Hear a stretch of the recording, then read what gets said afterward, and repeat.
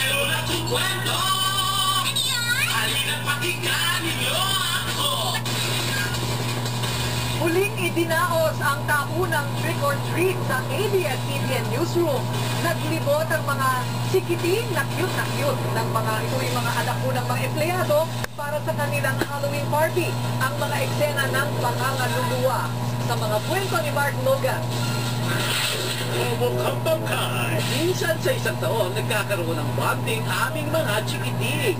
Time to shine mga junakis ng hardworking staff ng ABS-CBN News Department. Ang bangis!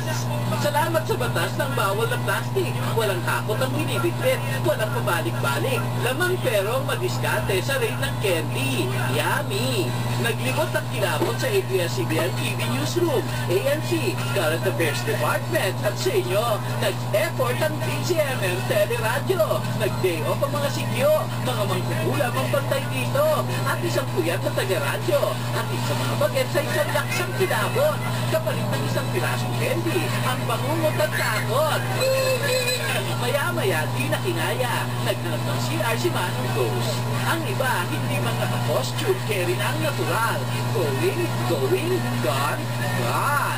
Kung ang trip ay maghanap ng maligno, well, at home siya kay Lolo. Fresh from the Vince Rodriguez and Niña Corpus Factory, kung bakit may gumaganito ka-cute na news baby. At kung may karatulang nagsasaad ng you're very good but we need cash. At Mr. Henry Omaga Diaz, your routine is good but we need candy or cash. Taon-taon na lang umiiwas. Mark Logan, wait, anak ko lang, paano naman ang tatay? Patrol ng Pilipinas to?